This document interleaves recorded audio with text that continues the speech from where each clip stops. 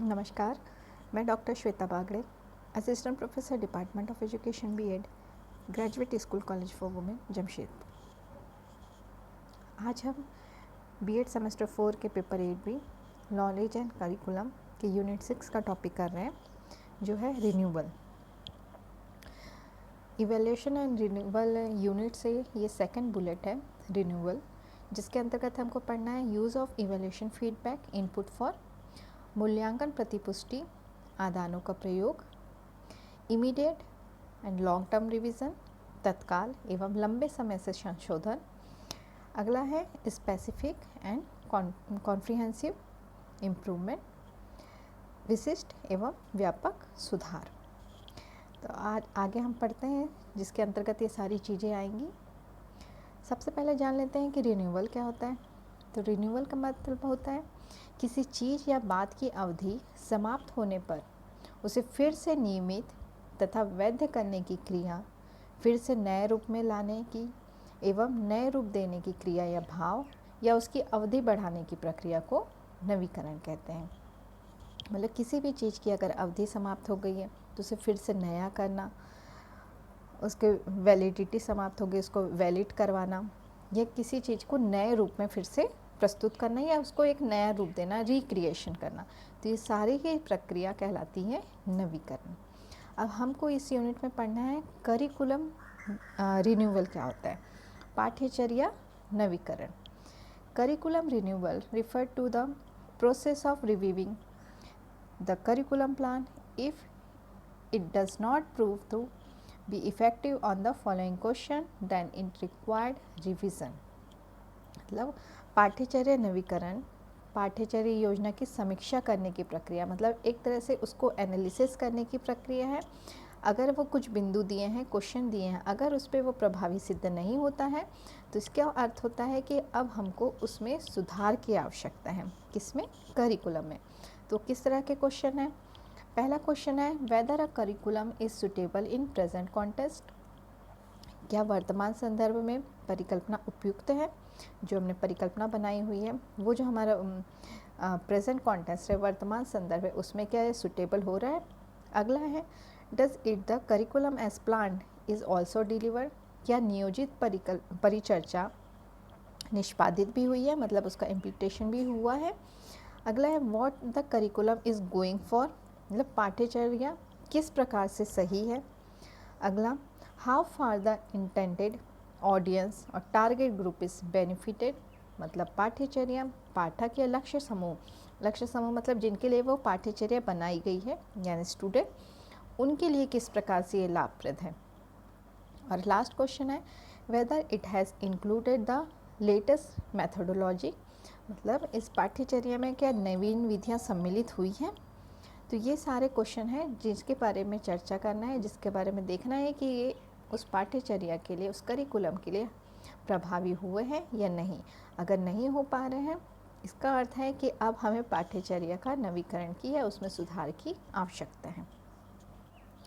तो उपयुक्त 5 प्रश्नों के आधार पर यह स्पष्ट है कि पाठ्यचर्या मूल्यांकन के द्वारा ही पाठ्यचर्या पुनर्निर्माण हो सकता है। पाठ्यचर्या योजना और विकास में मूल्यांकन एक अभिन्न अंग है। अब इन 5 प्रश्नों के आधार पर ही हम ये उसका पाठ्यक्रम का मूल्यांकन होता है, जिसके आधार पर हम जान सकते हैं कि पाठ्यचर्या की योजना है, जो डिज़ाइनिंग है, प्लानिंग है, उसमें उसका मूल्यांकन करते हुए, पाठ्यचर्या का मूल्यांकन करते हुए उसमें नवीकरण किया जा सकता है। तो मूल्यांकन से अभिप्राय शिक्षार्थियों के आकलन से है कि पाठ्यचर्या का निष्पादन किस स्तर तक हुआ है, तथा जब पाठ्यचर्या को निष्पादित किया गया, शिक्षार्थियों ने कक्षा में विभिन्न गतिविधियों द्वारा क्या अनुभव किया। इसका अर्थ कि जब मूल्यांकन हम करेंगे तो वो किसके द्वारा हो सकता है, शिक्षार्थियों द्वारा, विद्यार्थियों द्वारा, और वो ये बताता है कि इसका जो इम्प्लीमेंटेशन हुआ है विद्यार्थियों के ऊपर, वो किस तरह से उन्होंने क्या अनुभव किया है। तो इसके द्वारा भी हम पाठ्यक्रम का मूल्यांकन करेंगे। आगे है, इस तरह से हमने देखा कि पाठ्यक्रम ये पाठ्यचर्या के रिन्यूअल के लिए हमको पाठ्यचर्या का मूल्यांकन करना आवश्यक है। अब पाठ्यचर्या मूल्यांकन क्या है? पाठ्यचर्या मूल्यांकन प्रक्रिया एक ऐसी प्रक्रिया है जिसके द्वारा हम पाठ्यचर्या से संबंधित पहलुओं जैसे पाठ्यचर्या में सुधार, उसमें जो शिक्षक सम्मिलित हैं, शिक्षार्थी इत्यादि के बारे में तथा जो प्रशासनिक है, एडमिनिस्ट्रेटर है, उनकी प्रभावशीलता के बारे में निर्णय लेते हैं। और पाठ्यचर्या का जो चक्र है, इसकी संकलात्मक संरचना पाठ्यचर्या चक्र को ये दर्शाता है कि पाठ्यचर्या मूल्यांकन एक व्यापक गतिविधि है, ये निरंतर तथा नियमित होनी चाहिए। यह पाठ्यचर्या प्रारूप एवं निष्पादन की हर अवस्था पर आवश्यक है। मतलब जो मूल्यांकन है हमारा, वो पाठ्यचर्या के डिज़ाइनिंग में, उसके इम्प्लीमेंटेशन में, हर अवस्था में आवश्यक होता है। और हमें नियमित रूप से मूल्यांकन करने से ये पता चलता है कि क्या हम पूर्व निर्धारित लक्ष्यों की प्राप्ति की ओर जा रहे हैं। मतलब जब हम पाठ्यचर्या का निष्पादन करते हैं, इम्प्लीमेंटेशन करते हैं, तो उससे पूर्व हमको उसकी कमियों और अच्छाइयों के बारे में जानना और पाठ्यचर्या के निष्पादन के बाद उनकी जो प्रभावशीलता है उसके जानने में सहायक होता है। ठीक है, तो ये पाठ्यचर्या का जो चक्र है, क्या चक्र होता है पाठ्यचर्या का? पहला होता है डिज़ाइनिंग, अगला होता है उसका डेवलपमेंट, उसके बाद होता है निष्पादन यानी इम्प्लीमेंटेशन, और फिर लास्ट होता है फॉलोअप, मतलब उसका अनुकरण करना। तो हर एक क्षेत्र में, इस चक्र के हर एक क्षेत्र में मूल्यांकन जरूरी होता है, इसलिए इसको एक व्यापक गतिविधि कहा गया है। अब मूल्यांकन जब संरचना बना रहे हैं, डिज़ाइनिंग कर रहे हैं, वहाँ पे मूल्यांकन होता है। डेवलपमेंट कर रहे हैं, उसका विकास कर रहे हैं, वहाँ पर भी मूल्यांकन की आवश्यकता होती है। उसके बाद जब निष्पादन हो रहा है, इम्प्लीमेंटेशन हो रहा है, उसका मूल्यांकन होता है वहाँ पे। फिर जब फॉलोअप होगा तब वहाँ पे भी मूल्यांकन कार्य करता है। इसलिए पाठ्यचर्या मूल्यांकन को एक व्यापक गतिविधि कहा गया है और ये निरंतर और नियमित होती रहनी चाहिए। तो ये पाठ्यचर्या प्रारूप एवं निष्पादन की हर अवस्था पर आवश्यक कहा गया है। तभी हमको एक पाठ्यचर्या के नियमित मूल्यांकन के द्वारा यह पता लगता है कि क्या हमने लक्ष्य निर्धारित किया था किसी पाठ्यचर्या के निर्माण में, उस लक्ष्य की प्राप्ति की ओर जा रहा है या नहीं। अब यहाँ पे एक चार्ट दिया गया है जो हमको ये बताता है कि पाठ्यचर्या की डिज़ाइनिंग या उसका प्रोसेस किस तरह से होता है। पहला पार्ट में दिया है माइक्रो लेवल इवैल्यूएशन, या जिसे कहा जाता है सूक्ष्म स्तर मूल्यांकन, और दूसरा है मैक्रो लेवल इवैल्यूएशन, यानी जिसे वृहद स्तर का मूल्यांकन कहा जाता है। अब सूक्ष्म स्तर का है, मतलब एक किसी स्पेसिफिक पॉइंट के ऊपर देखा गया है, जिसमें पाठ्यचर्या के हर विषय का अलग अलग मूल्यांकन होगा। अब इसका एक तरह से डिसीजन होगा, जजमेंट होगा, और दूसरा ऑब्जर्वेशन होता है। जजमेंट किनके द्वारा होता है? शिक्षकों के द्वारा, शिक्षार्थियों के द्वारा, विषय जो विशेषज्ञ हैं उनके द्वारा, और अवलोकन किनके द्वारा होगा? पाठ्यचर्या मूल्यांकन दल, जो उनकी एक टीम होगी, पाठ्यचर्या इवैल्यूएशन के करिकुलम इवैल्यूएशन की जो टीम होगी उनके द्वारा ऑब्जर्वेशन होगा, और ये सभी मिलके एक सुझाव, ये सजेशन देते हैं। अब अगला जो होता है हमारा वृहद स्तर पर मूल्यांकन, एक व्यापक स्तर पर होता है। यहाँ पे क्या होता है? संपूर्ण पाठ्यचर्या की प्रभावशीलता का मूल्यांकन होता है। इसमें जो शिक्षार्थी पाठ्यचर्या को उत्तीर्ण कर चुके हैं या सेवारत हैं, उनके द्वारा मूल्यांकन किया जाता है। रोजगार प्रदाता हैं, जो विषय हमारा विशेषज्ञ हैं उनके द्वारा, प्रधानाचार्य, शिक्षक, पाठ्यचर्या विशेषज्ञों द्वारा, और माध्यमिक शिक्षा परिषद की परीक्षा इकाई के अधिकारियों द्वारा यहाँ वृहद स्तर पर या व्यापक स्तर पर मूल्यांकन किया जाता है। इन सभी के द्वारा फिर सारांश दिया जाता है और उसका मूल्यांकन का प्रतिवेदन तैयार किया जाता है। फिर संकाय समिति के निर्णय, अंत संकाय समितियों के निर्णय लिए जाते हैं लास्ट में, और उसके बाद अगर फिर देखा जाता है कि क्या मूल्यांकन का रिजल्ट आया है, उसके आधार पर फिर उसका इवैल्यूएशन करने के द्वारा फिर पाठ्यचर्या का संशोधन किया जाता है या उसका नवीकरण किया जाता है, रिन्यूअल किया जाता है। ठीक है, तो ये इस प्रोसेस पे चलता है हमारा करिकुलम इवैल्यूएशन। अब आगे हम देखते हैं कि नीड ऑफ करिकुलम इवैल्यूएशन, मतलब जब हम नवीकरण कर रहे हैं, पाठ्यचर्या का रिन्यूअल कर रहे हैं, तो उसमें हमको पाठ्यचर्या के मूल्यांकन की आवश्यकता क्यों है। तो आवश्यकता क्यों होती है कि जो भी शिक्षार्थी हैं हमारे, वो मेन अधिगम पे, सीखने पे बल देता है और शिक्षा की गुणवत्ता बढ़ाने पर बल देता है। जिसके कुछ उद्देश्य होते हैं हमारे कि उस उद्देश्यों को प्राप्त करना ज़रूरी होता है। तो उन उद्देश्यों के आधार पर हमको देखना होता है कि हमारी जो परिचर्या पाठ्यचर्या है वो किस ओर जा रही है, क्या उन उद्देश्यों को प्राप्त कर रहे हैं। इसलिए अब हम देखेंगे पाठ्यचर्या मूल्यांकन की आवश्यकता हमें क्यों है। तो जिसमें पहला पॉइंट है नई पाठ्यचर्या का विकास करना, to develop a new curriculum. किसी भी नई पाठ्यचर्या के निर्माण हेतु हमको पाठ्यचर्या के मूल्यांकन की आवश्यकता है।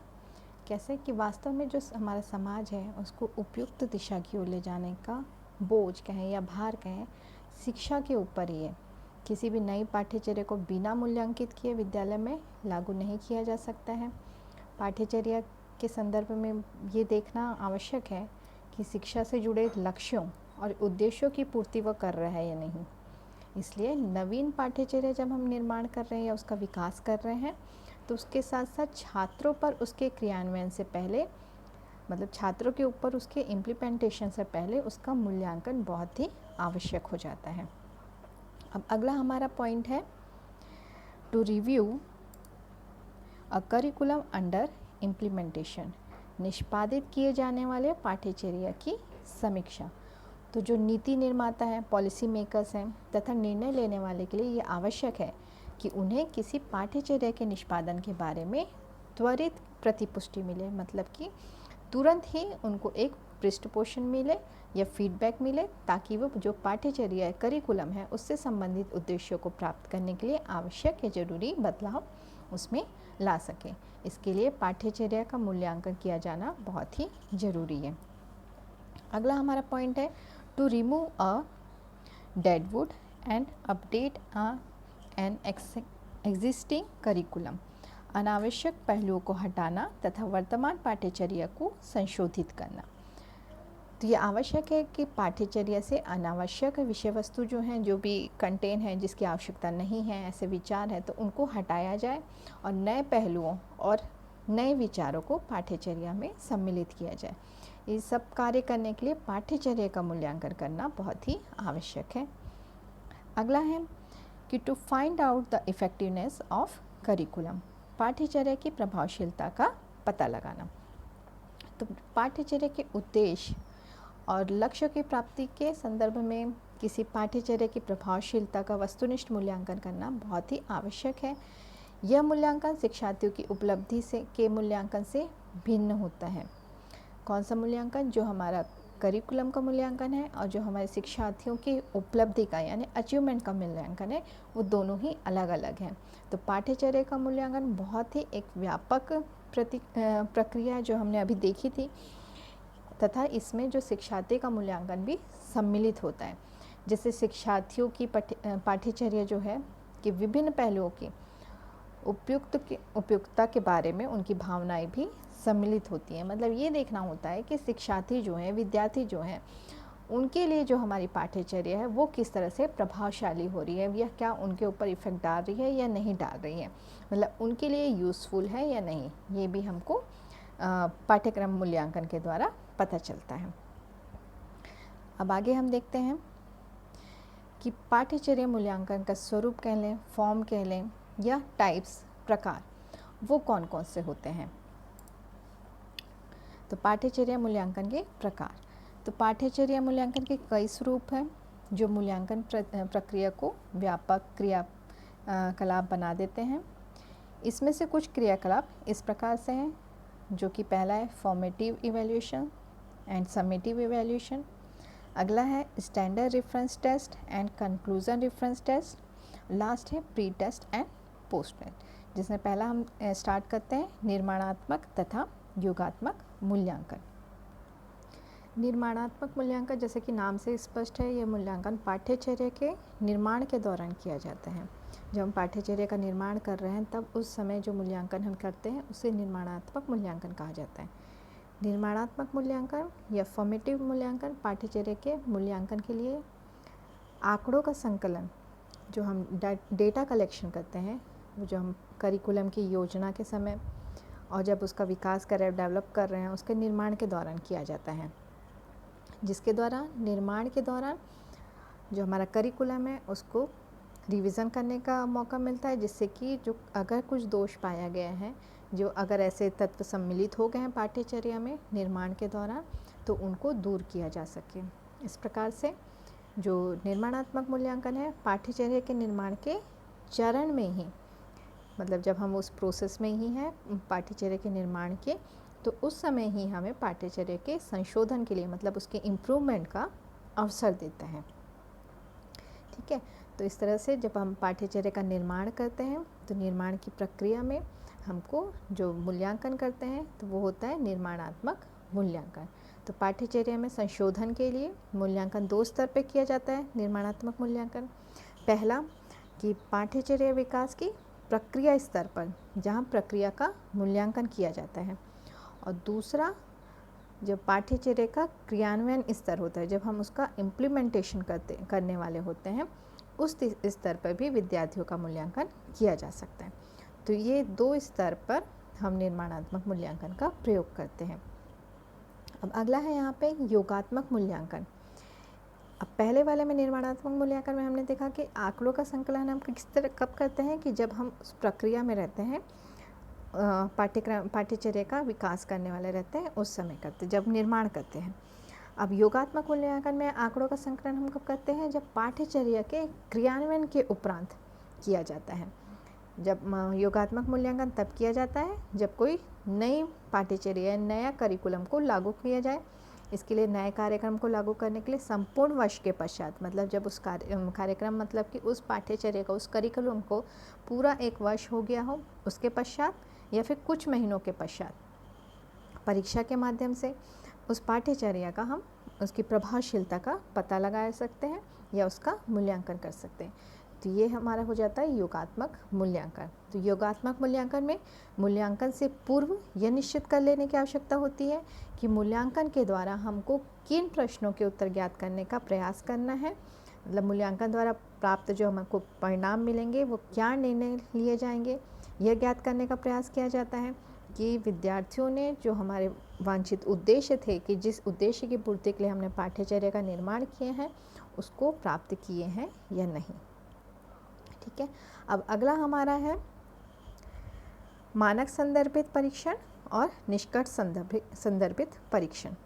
तो पहले हम देख लेते हैं कि निष्कर्ष संदर्भित परीक्षण क्या होते हैं। तो निष्कर्ष संदर्भित परीक्षण के द्वारा भी पाठ्यचर्या का मूल्यांकन करते हैं। इस प्रकार के मूल्यांकन में सबसे पहले पाठ्यचर्या के सभी उद्देश्य, जिस भी उद्देश्य की पूर्ति के लिए हमने पाठ्यचर्या का निर्माण किया है, उसकी सूची तैयार कर ली जाती है।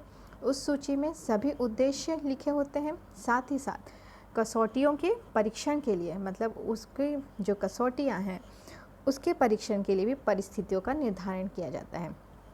साथ ही साथ मूल्यांकनकर्ता इसका भी निर्धारण करता है कि किस सीमा तक उद्देश्यों की प्राप्ति पर जो हमारा करिकुलम है उसको उपयुक्त माना जाएगा। ठीक है, मतलब एक लिमिट तय कर ली जाती है कि अगर हमारे जो उद्देश्य हैं वो अगर इस सीमा तक प्राप्त हो गए हैं तो हम इस परीक्षण को उपयुक्त मानेंगे। इसके बाद विद्यार्थियों का परीक्षण लिया जाता है और यह ज्ञात किया जाता है कि जो हमारी पाठ्यचर्या है, करिकुलम है, उसके द्वारा किन सीमाओं तक उद्देश्यों को प्राप्त किया गया है। ठीक है, अगर जो निर्धारित सीमा जो तय की गई है वहाँ तक के उद्देश्यों की प्राप्ति हो गई है तो उस पाठ्यचर्या को उपयुक्त मान लिया जाता है। और दूसरा हमारा है मानक संदर्भित परीक्षण। अब इसमें किसी मानक से, मतलब किसी नॉर्म्स को सेटल किया जाता है।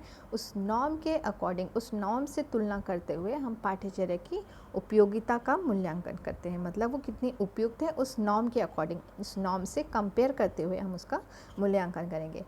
किसी अन्य पाठ्यचर्या को मानक मानते हुए उसके सापेक्ष, मतलब उसके सामने हम नई जो हमारी करिकुलम है, नई पाठ्यचर्या है, उसका मूल्यांकन कर सकते हैं। मतलब किसी और करिकुलम को हम एक नॉर्म्स माने जो जिसने पूरे उद्देश्यों की पूर्ति की है, उसके अकॉर्डिंग हम नई जो हमारी करिकुलम है उसका मूल्यांकन करते हैं।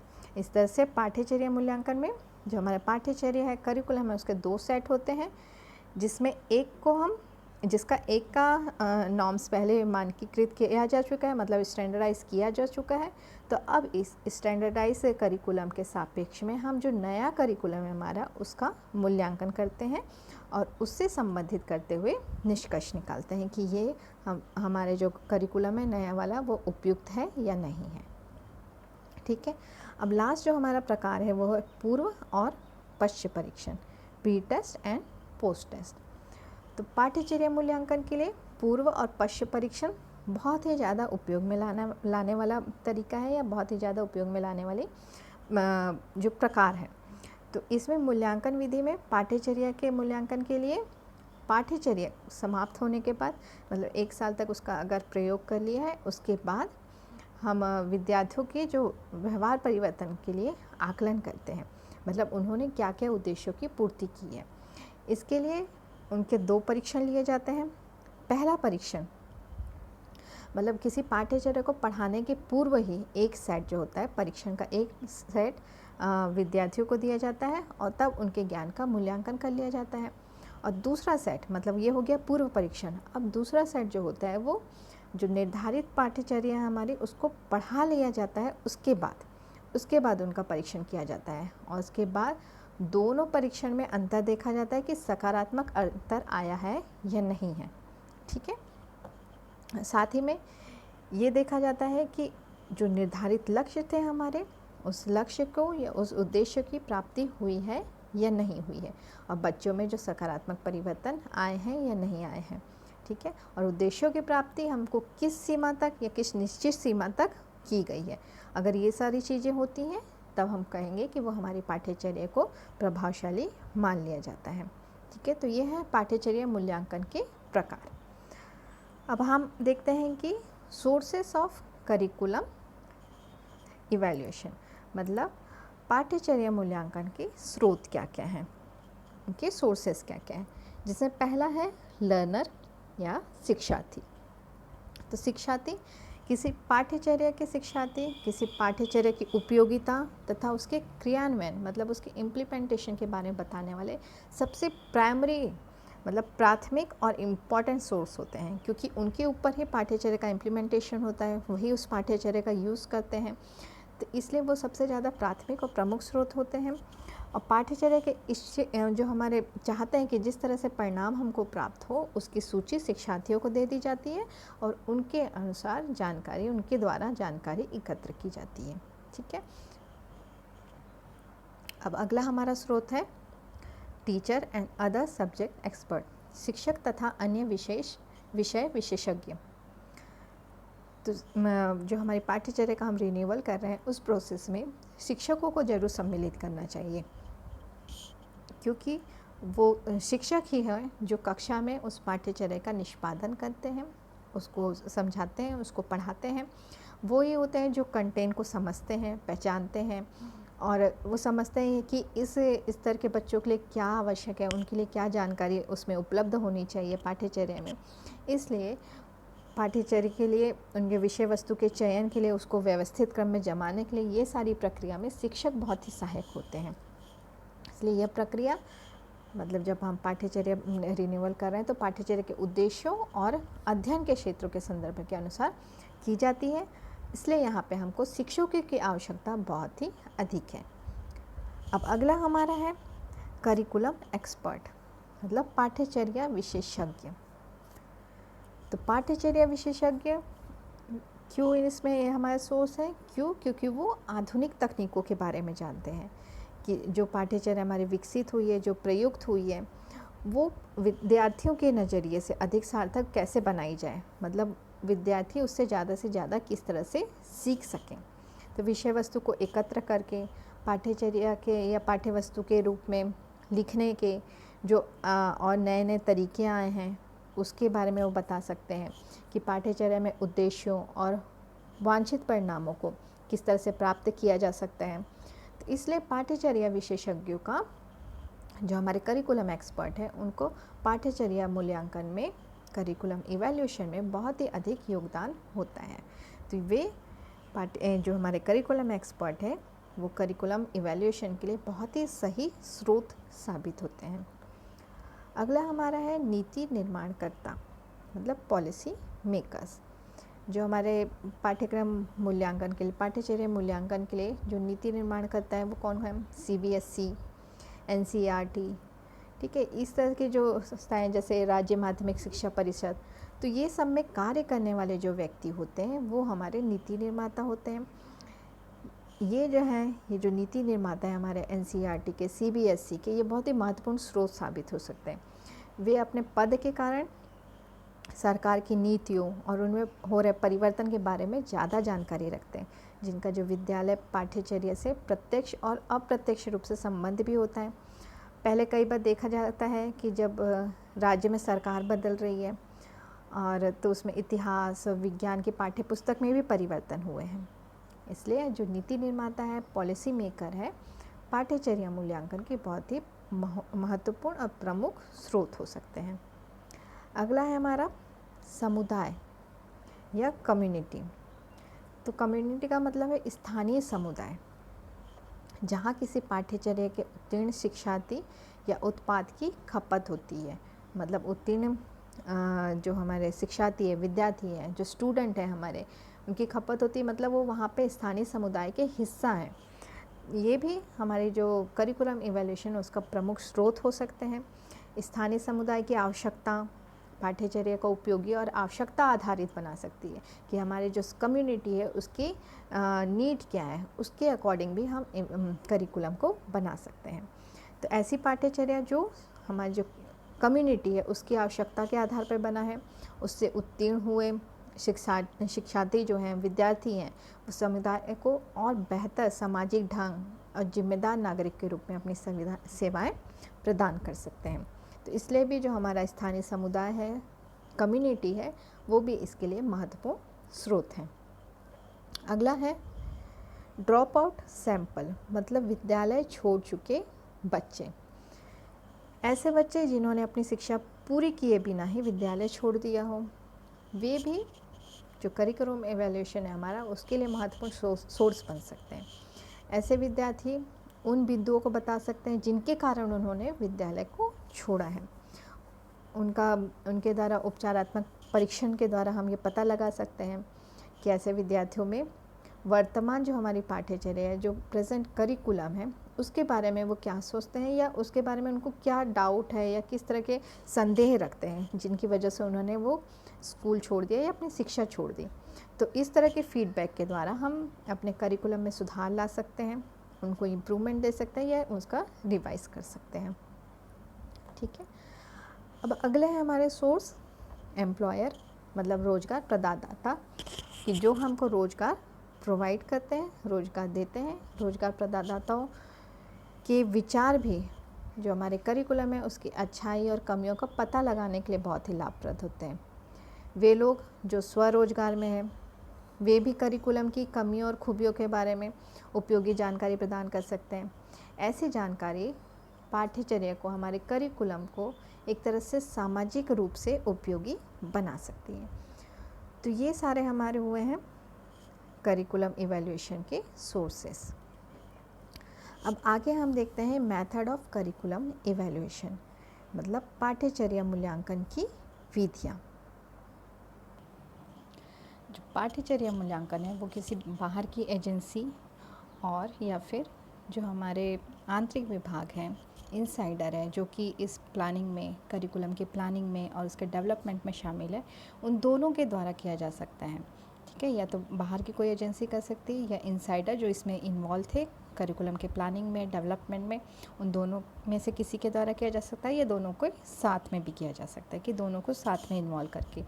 जब दोनों साथ में इन्वॉल्व होकर करिकुलम का इवैल्यूएशन करते हैं तो इस तरह के इवैल्यूएशन का रिज़ल्ट या मूल्यांकन बहुत ही अधिक व्यापक समझा जाता है और बहुत ही वस्तुनिष्ठ, मतलब एक तरह से कॉम्प्रिहेंसिव और ऑब्जेक्टिव इवैल्यूएशन हो जाता है। तो मूल्यांकन की विधि या तो प्रश्नावली पर आधारित हो सकती है या साक्षात्कार पर, मतलब या तो उनको क्वेश्चनर के द्वारा किया जा सकता है या फिर इंटरव्यू के द्वारा। तो मूल्यांकन के लिए जो सूचनाएं एकत्र करने का तरीका उद्देश्यों पर भी निर्भर करता है कि हमारे जो उद्देश्य हैं वो किस तरह के हैं।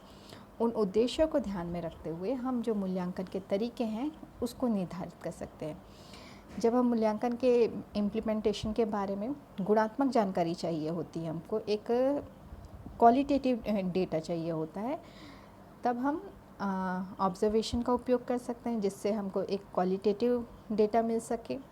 जब हम पाठ्यचर्या के और अलग अलग अंगों के बारे में, जो पाठ हैं उनके बारे में हमको क्वांटिटेटिव डेटा चाहिए, तब हम क्या करेंगे, वहाँ पे किसी अनुसूची का प्रयोग कर सकते हैं, किसी शेड्यूल का यूज़ कर सकते हैं।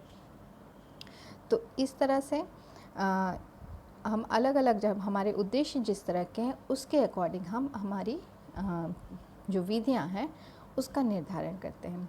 इस तरह से मूल्यांकन के उद्देश्यों और अवस्था, मतलब किस अवस्था में हम मूल्यांकन कर रहे हैं, जैसे कि विकास की अवस्था या क्रियान्वयन की अवस्था, इनके आधार पर हम अलग अलग तकनीक का प्रयोग कर सकते हैं। तो नियोजन की अवस्था में, जब प्लानिंग की अवस्था में है, तब पाठ्यचर्या मूल्यांकन केवल कार्य विश्लेषक तक ही सीमित रहता है। ठीक है, जो वहाँ पे कार्य कर रहे हैं उनके द्वारा ही उसका मूल्यांकन किया जा सकता है। इस तरह से जब विषय वस्तु विश्लेषण के लिए रचनात्मक मूल्यांकन की आवश्यकता होती है। ठीक है, जब हम कंटेंट एनालिसिस कर रहे हैं तो वहाँ पे हमको रचनात्मक एवेल्यूशन की, यानी कि रचनात्मक मूल्यांकन की आवश्यकता होती है। यह कार्य सामान्यतः हमको विद्यालय में किए जा सकते हैं। ठीक है, जो हमारा इवैल्यूएशन का जो प्रोसेस है वो हम विद्यालय में नहीं करके कई, मतलब विद्यालय में कर भी सकते हैं, या फिर उसको ना करते हुए किसी पाठ्यचर्या की कमी को देखने के लिए हम एक अच्छे से निर्मित विद्यालय पाठ्यचर्या का जो हमको प्लानिंग देखना है उस स्तर पर भी उसको मूल्यांकन को कर सकते हैं। मतलब विद्यालय तक ही ना सीमित रह के उसकी कमी को हम ओवरऑल देखने की कोशिश कर सकते हैं। ठीक है, तो इसको हम दो स्तर पर देख सकते हैं। एक तो पाठ्यचर्या विकास के दौरान मूल्यांकन देख सकते हैं, या दूसरा हम देख सकते हैं कि पाठ्यचर्या का जब हम इम्प्लीमेंटेशन कर रहे हैं, निष्पादन कर रहे हैं, उस स्तर पर मूल्यांकन किस तरह से किया जा सकता है। तो पहला हमारा है इवैल्यूएशन ड्यूरिंग करिकुलम डेवलपमेंट, मतलब पाठ्यचर्या विकास के दौरान मूल्यांकन। तो पाठ्यचर्या विकास के दौरान मूल्यांकन के दो कार्य होते हैं, जिसमें पहला है कि उन विशिष्ट उद्देश्यों की सूची बनाना जो पाठ्यचर्या के माध्यम से प्राप्त किए जाने हैं। इस सूची को मूल्यांकन से गुजरना होता है, मतलब एक सूची तैयार कर लेनी है उद्देश्यों से संबंधित, और इस सूची का हमको इवैल्यूएशन से गुजारना है। मतलब जब हम मूल्यांकन कर रहे हैं तब हम इस सूची को प्रस्तुत करेंगे। अब इस सूची को किसको दिया जाना है, तो इस सूची को कार्यरत शिक्षकों को दिया जाता है ताकि इस बारे में वो अपनी प्रतिक्रिया दे सके। साथ ही जो रोजगार प्रदाताओं हैं उनको दिया जाता है। ठीक है, और उच्च स्तर पर जो कार्य कर रहे शिक्षक हैं, नियोजक हैं, प्रशासक हैं, उनके द्वारा भी जानकारी एकत्र की जाती है ताकि जो शिक्षकों के पूर्व ज्ञान है और उनके जो वांछित व्यवहार परिवर्तन है उनके लक्ष्यों को एक साथ जोड़ा जा सके। इस तरह से जो हमको फीडबैक मिलता है, इस फीडबैक के आधार पर हम हमारे पाठ्यचर्या के उद्देश्यों में वांछित परिवर्तन ला सकते हैं। ठीक है, तो ये पहला हो गया, पहला कार्य हमारा पाठ्यचर्या विकास के दौरान। अब दूसरा कार्य हमारा होता है, दूसरा मूल्यांकन का कार्य होता है कि अनुदेशन सामग्री से जुड़ा होता है ये। तो अनुदेशन सामग्री जो कि उद्देश्यों को प्राप्त करने के लिए तैयार की जाती है, इस सामग्री को कुछ शिक्षार्थी जो हैं उनके ऊपर एडमिनिस्ट्रेट किया जाता है, मतलब उनको दिया जाता है, और फिर ताकि वो उनके अधिगम और कठिनाई के बारे में जानकारी दे सके। इससे हमें मूल्यांकन के बारे में उपयुक्त सूचना प्राप्त हो जाती है कि जिस सामग्री में सुधार लाने के लिए उपयोग किया जाता है उसको, मतलब जो भी हमको सूचनाएं मिल रही हैं उसको हमारी जो करिकुलम है, करिकुलम की सामग्री है, उसमें सुधार लाने के लिए उपयोग किया जाता है। ठीक है, अब जो हमारा आंतरिक मूल्यांकन से एकत्र जानकारी के आधार पर भी जो हमारी अधिगम सामग्री यानी कि करिकुलम है उसमें सुधार ला सकते हैं। हमको आंतरिक मूल्यांकन के द्वारा बच्चों के द्वारा हमको पता चल सकता है कि क्या क्या उनकी आवश्यकताएं हैं, उनको कहाँ पे कठिनाई हो रही है, उसके आधार पर भी उसमें परिवर्तन लाए जा सकते हैं। तो आंतरिक मूल्यांकन के द्वारा कर सकते हैं। और यहाँ पे पाठ्यचर्या सामग्री जो है हमारी, जो हमारा करिकुलम कंटेन है, सभी में श्रव्य दृश्य कार्यक्रम, जो शिक्षक हैं, प्रश्न है, प्रयोजना है आदि को सम्मिलित कर सकते हैं। इस तरह से जो पाठ्यचर्या विकास है हमारा, जब हम करिकुलम का डेवलपमेंट कर रहे हैं उस दौरान मूल्यांकन के तरीके को अपना सकते हैं और उस समय जब हमारा करिकुलम डेवलपमेंट हो रहा है तो सूक्ष्म स्तर पर परीक्षण कर लेना आवश्यक होता है, ताकि सुधार की आवश्यकता हो तो उस स्तर पर हम सुधार कर सकें। ठीक है। अब अगला हमारा है कि जब पाठ्यचर्या का निष्पादन के दौरान मूल्यांकन, इवेल्यूएशन ड्यूरिंग करिकुलम इम्प्लीमेंटेशन, कि जब हम करिकुलम का इम्प्लीमेंटेशन कर रहे हैं तब हम मूल्यांकन किस तरह से करेंगे। तो पाठ्यचर्या के परीक्षण और पाठ्यचर्या सामग्री में परिवर्तन के उपरांत यह आवश्यक है कि शिक्षक और प्रशासकों को पाठ्यचर्या का सही क्रियान्वयन करने के लिए प्रशिक्षित किया जाए। मतलब जब हम पाठ्यचर्या की सामग्री का परीक्षण हो गया है, उसमें परिवर्तन हो गया है, उसके बाद जब उसका इम्प्लीमेंटेशन करना है तो ये आवश्यक है कि जो शिक्षक या प्रशासक उसका इम्प्लीमेंटेशन कर रहे हैं उनको सही से प्रशिक्षित किया जाए, क्योंकि पाठ्यचर्या को बिना सहयोगी या आरंभिक पाठ्यक्रम के क्रियान्वित किए जाने का खतरा हो सकता है। इससे नई सामग्री को अनचाहे ढंग से प्रयोग किया जा सकता है। मतलब जिन उद्देश्यों की प्राप्ति के लिए हमने इसका निर्माण किया है उन उद्देश्यों को प्राप्त नहीं कर पाएंगे। तो किसी भी पाठ्यचर्या का सफलतापूर्वक क्रियान्वयन करने से पहले इसमें सम्मिलित जितने भी लोग हैं उनका प्रशिक्षण बहुत ही ज़रूरी है, और सभी आवश्यक जो सुविधाएं हैं, संसाधन हैं, उनका प्रावधान किया जाना भी बहुत ज़रूरी है। तो मूल्यांकन उस समय आवश्यक है जब पाठ्यचर्या को क्रियान्वित किया जाता है, मतलब जब इम्प्लीमेंटेशन किया जाता है उस समय भी हमारे लिए मूल्यांकन बहुत आवश्यक है। जब कोई पाठ्यचर्या समाप्त हो जाती है, इस अवस्था में पाठ्यचर्या मूल्यांकन के 2 उद्देश्य हैं। पहला, विद्यालय में पाठ्यचर्या के प्रभावी क्रियान्वयन के लिए सहायक क्षेत्रों को खोजना, मतलब उसका इफ़ेक्टिव इम्प्लीमेंटेशन किस तरह से किया जाए उसके लिए सहायक जो क्षेत्र हैं हमारे, सपोर्ट जो हैं उनकी आवश्यकता होती है, सपोर्टेड एरिया जो होते हैं उसको खोजना ज़रूरी है। और अगला है उत्पाद की गुणवत्ता में नियंत्रण करना, मतलब जो हमारे उत्पाद है, मतलब जो एजुकेटेड पर्सन है उनकी जो क्वालिटी है उसको नियंत्रण रखना। तो ये 2 मुख्य तरह से हमारे उद्देश्य हो जाते हैं। तो इस अवस्था में जो हमको आवश्यक सूचनाएं चाहिए होती हैं वो किस तरह से हम ले सकते हैं या किस तरह से वो उसमें सम्मिलित हो सकते हैं। तो इस अवस्था में आवश्यक एकत्र सूचनाओं में निम्नलिखित सम्मिलित होता है। पहला है विद्यमान परिस्थिति।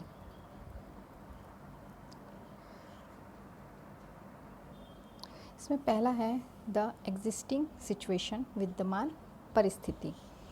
तो विद्यमान परिस्थिति के अनुसार ही पाठ्यचर्या योजना के जो सभी पहलू हैं उनका अध्ययन करना चाहिए, ताकि पाठ्यचर्या करिकुलम के जो विशेषताएं हैं, अज्ञात विशेषताएं हैं, उनको पहचाना जा सके, और ऐसी अनुसूची या शेड्यूल का प्रयोग करना चाहिए जिससे कि पाठ्यचर्या के विभिन्न पहलुओं में जो कार्यान्वयन में कमियां हैं उसका आकलन हो सके। ठीक है। अगला है पाठ्यचर्या की प्रभावशीलता, यानी इफ़ेक्टिवनेस ऑफ करिकुलम।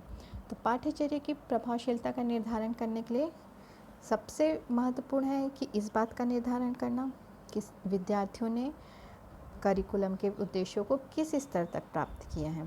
अतः जो पाठ्यचर्या की प्रभावशीलता है यह दर्शाती है कि जो हमारे सामाजिक तंत्र है उसके द्वारा निर्धारित उद्देश्य पाठ्यचर्या द्वारा, करिकुलम द्वारा प्राप्त हुए हैं या नहीं हुए हैं।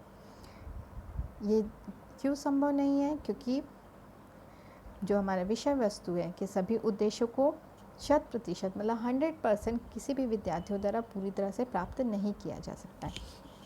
इसलिए महत्वपूर्ण प्रश्न ये हो जाता है कि किस तरह से हम समझें कि जो हमारा करिकुलम है वो प्रभावशील है। तब क्या है कि कम से कम आवश्यक है कि शिक्षार्थियों द्वारा कम से कम आवश्यक उद्देश्य प्राप्त किए गए हों, मतलब एक उद्देश्यों की सीमा तय कर ली गई हो कि इस सीमा तक अगर हमने उद्देश्यों की प्राप्ति की है तो हम समझेंगे कि हमारे पाठ्यचर्या प्रभावशाली है। ठीक है। तो पाठ्यचर्या की प्रभावशीलता का पता लगाने के लिए या नई पाठ्यचर्या और पुरानी पाठ्यचर्या से तुलना भी किया जा सकता है। इसके लिए समयबद्ध अध्ययन भी आवश्यक होता है। ठीक है। अब अगला है कि कार्यक्रम की स्वीकार्यता, एक्सेप्टेबिलिटी ऑफ द प्रोग्राम। पाठ्यचर्या की प्रभावशीलता के आकलन के साथ ही ये भी आवश्यक है कि इसके एक्सेप्टेंस क्या है, इसकी स्वीकार्यता का आकलन किया जाए। इसका अर्थ है कि जो लोग कार्यक्रम में भाग ले रहे हैं, क्रियान्वयन में लगे हैं, कार्यक्रम यानी कि जो हमारी पाठ्यचर्या है, करिकुलम है, उसका इम्प्लीमेंटेशन में लगे हुए हैं, तो वे लोग इसे पसंद करते हैं या नहीं करते हैं, इसको अपनाते हैं या नहीं अपनाते हैं। तो इस कार्यक्रम की स्वीकार्यता का पता लगाना, मतलब जो हमारा करिकुलम है उसका एक्सेप्टेंस का पता लगाने के लिए शिक्षार्थियों, शिक्षक, निरीक्षकों, प्रशासकों सभी के विचार जान लेना चाहिए। ठीक, अब लास्ट हमारा पॉइंट है इफ़िशेंसी ऑफ द प्रोग्राम, कार्यक्रम की कुशलता एवं दक्षता। तो प्रभावशीलता तथा दक्षता का प्रयोग हम विशेष उद्देश्य से किया जाता है कि पाठ्यचर्या का दक्षता से अभिप्राय हमारा क्या है कि क्या पाठ्यचर्या से कम लागत, समय एवं ऊर्जा का उपयोग किए उद्देश्य को प्राप्त किया जा सकता है। जो हमारी प्रभावी पाठ्यचर्या से क्या तात्पर्य है कि क्या पूर्व निर्धारित जो हमने उद्देश्य निर्धारित किए थे उसको प्राप्त हुए हैं। ठीक है, तो इस तरह से हमारे जो हमारी पाठ्यचर्या है, करिकुलम है, जिसे हम कार्यक्रम कह रहे हैं, तो उसके प्रभावी और दक्ष होने के लिए क्या सुनिश्चित करना आवश्यक है कि कम से कम संसाधनों और लागत में उद्देश्य को प्राप्त कर लिया जाए। ठीक है, तो किसी भी कार्यक्रम का पाठ्यचर्या की दक्षता का आकलन करना थोड़ा एक कठिन कार्य है। तो इसके लिए यह आवश्यक है ये देखना कि उन्होंने निर्धारित लक्ष्यों को प्राप्त किया है किस तरह से, कम संसाधनों और लागत के द्वारा। ठीक है, तो वो हमें समझा जाएगा कि एक तरह से इसकी कार्य कुशलता है और दक्षता है। ठीक, तो इस तरह से हमने देख लिया कि इसमें कौन कौन सी सूचनाएं एकत्र होती हैं। अब हमारा जो करिकुलम है, जो हमारा टॉपिक था जो रिन्यूअल का, उसके अंतर्गत हमको जो चीज़ें देखनी थी कि evaluation, feedback and input for, तो हमने देखा कि किस तरह से हम इवैल्यूएशन का जो हमारा फीडबैक मिलता है, जो हमें फीडबैक मिलता है उसको हम इवैल्यूएशन में किस तरह से, रिन्यूअल के लिए हम किस तरह से प्रयोग करते हैं, ये चीज़ें हमने देखी। और एक है हमारा इनपुट। इनपुट के अंतर्गत जो विशेषज्ञ हैं, जो शिक्षक हैं, उनके सुझाव और आवश्यकता के आधार पर जो हमारा कंटेंट है करिकुलम का, उनके स्रोतों की पहचान की जाती है, उनके उद्देश्यों का प्रतिपादन आवश्यकता के अनुकूल किया जाता है। ठीक है, तो जो हमारे उद्देश्य जिस तरह के होते हैं, जो हमको इनपुट मिल रहा है उसके अनुकूल, उसके आधार पर हम अपना कंटेंट चूज़ करते हैं, उसको चयन करते हैं। उसके पश्चात उद्देश्य और पाठ्य वस्तु की सहायता से ही पाठ्यचर्या का निर्माण किया जाता है। ठीक है, तो ये इनपुट हमको मिल गया। इनपुट के बाद जब हमको इवैल्यूएशन करना है, तो इवैल्यूएशन के लिए फीडबैक लिया जाता है कि किस तरह से हमारे करिकुलम काम कर रहा है, क्या उपयोगी है या नहीं, उसकी प्रभावशीलता है या नहीं। तो इस तरह का फीडबैक लेते हुए कि जो हमारा करिकुलम चल रहा है उसके बारे में फीडबैक लिया जाता है, उसका फिर हम प्रयोग इवैल्यूएशन के लिए करते हैं और फिर उसके द्वारा रिन्यूअल किया जाता है। ठीक है, तो ये हुआ हमारा एक पॉइंट। अगला हमारा है immediate and long term revision, मतलब शॉर्ट मतलब तुरंत तथा लंबे समय से सुधार। तो जब हम इसका देखते हैं कि जब हम पाठ्यचर्या का नवीकरण करते हैं तो 2 स्तर पे होता है, सूक्ष्म स्तर पर और वृहद स्तर पर। ठीक है, तो सूक्ष्म स्तर पर क्या होता है, वो शिक्षकों से रहता है संबंधित। ठीक है, सूक्ष्म स्तर पर जो शिक्षक हैं प्रस्तुतिकरण जब कर रहे हैं, अपना प्रेजेंटेशन कर रहे हैं, तो उस समय जो कंटेंट है उसके सही क्रम का पता लगा सकते हैं और अपने अनुसार, अपने उस कंटेंट के अनुसार अपने शिक्षण विधियों का उपयोग करते हैं और वहाँ पे ही वो विषय वस्तु के क्रम को अपने अनुसार बदल लेते हैं। तो वहाँ पे ये हो रहा है इमीडिएट रिवीजन। ठीक है, तो इस प्रकार से जो सूक्ष्म स्तर पर या इमीडिएट जो रिवीजन हो रहा है वो शिक्षकों के द्वारा किया जाता है। ठीक, तो जो शिक्षक जो अपने शिक्षण में नवाचारी होते हैं उनके द्वारा किया जाता है। और इस समय सूक्ष्म स्तर पर ही जो इमीडिएट रिवीजन होता है वो उतने तरीके से हो सकता है जितने कि शिक्षक हैं। ठीक है, अब दूसरा जो हमारा है लॉन्ग टर्म रिवीजन, जो वृहद स्तर पे होता है, व्यापक स्तर पे होता है, जिसमें पुराने जो अनुपयोगी तत्व हैं उनको हटाया जा सकता है, संबंधित क्षेत्र में जो भी नए परिवर्तन विकास हुए हैं उनको जोड़ा जाता है, विषय वस्तु को पुनः क्रमबद्ध किया जाता है, मतलब इसमें। तो ये एक तरह से लंबा प्रोसेस होता है, इसलिए इसे लॉन्ग टर्म रिवीजन कहा गया है। लास्ट हमारा है स्पेसिफिक एंड कॉम्प्रिहेंसिव इम्प्रूवमेंट। तो स्पेसिफिक मतलब जो हमने यही स्तर देखे थे, जो सूक्ष्म स्तर और व्यापक स्तर। तो सूक्ष्म स्तर पर जो हमने देखा था कि किसी एक पर्टिकुलर विषय को लेते हुए इवैल्यूएशन किया जाता है, ठीक है। तो वो हो गया हमारा स्पेसिफिक इम्प्रूवमेंट। जब हमें किसी स्पेसिफिक सब्जेक्ट के लिए, किसी एक स्पेसिफिक पक्ष के लिए इम्प्रूवमेंट की आवश्यकता है, तब वो हमारा कहलाएगा स्पेसिफिक इम्प्रूवमेंट। तो वो जो हमारे सूक्ष्म स्तर पे हमने देखा था इम्प्रूवमेंट, तो वो होगा स्पेसिफिक। वहीं पे है कॉम्प्रिहेंसिव इम्प्रूवमेंट, व्यापक संशोधन। वहाँ पे हमने पूरे सब्जेक्ट का, मतलब करिकुलम से जो हमारा है सभी सब्जेक्ट से हाँ को एक साथ लेते हुए इवैल्यूएशन होगा, जिसमें बहुत सारे स्रोत हैं, हमारे सोर्सेस हैं जिनके द्वारा फीडबैक लिया जाता है, और उसके आधार पर फिर एक सारणी तैयार की जाती है कि किस किस जगह पे हमको रिन्यूअल की या संशोधन की, इम्प्रूवमेंट की आवश्यकता है। तो ये हो गया व्यापक स्तर पे। तो उम्मीद है आपको ये समझ आया होगा, जो हमारा इवैल्यूएशन एंड रिन्यूअल यूनिट का सेकंड बुलेट था। और कुछ डाउट होगा तो प्लीज़ पूछिएगा। Thank you.